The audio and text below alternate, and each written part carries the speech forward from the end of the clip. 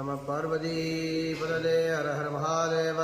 தென்னாருடைய சிவனே போற்றி, எண்ணாட்டவர்க்கும் இறைவா போற்றி, வெற்றிவேல் முருகனுக்கு அரோஹர. சுவாமியே சரணமையப்பா. அன்பு சார்ந்த பக்தமையன்பர்களே, அங்கிங்கினாதபடி எங்கும் நிறைந்திருக்கும் பரபிரம்மமாய் ஞானச்சுடராய் ஜோதி மொழியாய் நமக்கெல்லாம் வருவாளிக்கின்ற ஐயப்பனுக்கு எத்தனையோ திருத்தலங்கள் நம்ம திண்டுக்கல் இருந்தாலும், நம்ம மலையடிவாரத்தில் அற்புதமான முறையில் கேட்டோருக்கு சிறந்த முறையிலே அனுகிரகம் செய்கின்ற ஐயப்பனுடைய பேராற்றலை விளக்குவதற்கான தன்மை இல்லாமல் இருக்குது. ஏன்னா பரபிரமமாக இருந்து சாமிங்க நிறைய அருளாற்றில் கூட்டிகிட்டே இருக்கிறாரு. ஒரு கோவில்னால் அந்த கோவிலுக்கு அவசியமான ஒன்று தீர்த்தம் அவசியம், மூர்த்தியோடைய சாந்தியும் அவசியம். நம்ம திண்டுக்கல்லில் தெப்பக்குளத்துக்கு அருகில் இருந்து அருள்வாளிக்கின்ற ஆலயங்கள் கிடையாது. நம்ம ஐயப்பன் கோயில் அதை சார்ந்த சில கோயில்கள் மட்டும்தான் இருக்குது. அதில் ஐயப்பன் ரொம்ப பேராற்றலான ஒரு சக்தியோடு இருக்கிறாரு. இந்த கார்த்திகை மாதம் மகரம் தொடங்கி ரொம்ப விமர்சையாக 2 மாதங்கள் ஆலயத்தில் ரொம்ப அற்புதமான பூஜைகள் நிறைய நடந்துகிட்டே இருக்கும்.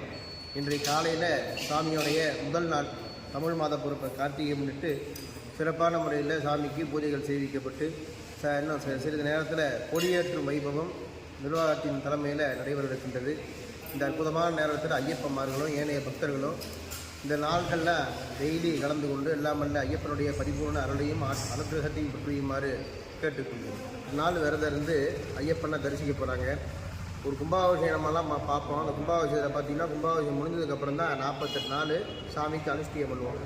ஆனால் ஐயப்பனை பார்க்கறதுக்கு 48 நாள் விரதம் இருந்துட்டு தான் போய் ஐயப்பனையே பார்க்குறாங்க. இது நம்ம இந்த விஷயத்தையே நம்ம தெரிஞ்சுக்கலாம். ஐயப்பனுடைய மகிமையை, அவருடைய அருளையும் ஆற்றலையும் சொல்வதற்கு வார்த்தை நிறைய கிடையாது. ஏன்னா நிறைய மூர்த்திகள் இருந்தாலும் அந்த ஒரு நிமிஷம் தான் ஐயப்பனை பார்க்குறதுக்கு மலைக்கு மேலே நமக்கு நேரம் கிடைக்கும். அந்த ஒரு நிமிஷமே நம்மளுடைய வாழ்க்கை ரொம்ப புனிதமான மாதிரியே ஒரு எண்ணம் இருக்கும். அதே போல் தான் இங்கே இருக்கிற ஐயப்பனையும் அந்த ஒரு நிமிஷம் நாங்கள் சபரிமலையில் எப்படி அனுகிரகம் பண்ணுறாரோ இப்போ நம்ம பார்த்துக்கிட்டு இருந்தோம்னா அதே சபரிமலையிலேருந்து நமக்கு அனுகிரகத்தை பண்ணுற மாதிரியே இருக்கும். அதனால் மாலை போட்டவங்க தான் வரணும் இல்லை, மாலை போடாத சாமிமார்களும். ஏன்னா ஐயப்பனை பிடிக்காதவங்க யாருமே கிடையாது. இன்றைக்கி ஐயப்பனை நிறைய பேர் தேடி அவரோட சன்னியானத்தை தேடி போகிறாங்க. இப்படி இருக்கிற மலை மேலே இருக்கிற ஐயப்பன் மாதிரியும் இங்கே நீர் அருகில் இருக்கிற ஐயப்பனும் நமக்கு நிறைய அருளை கொடுத்துருக்கிறாரு.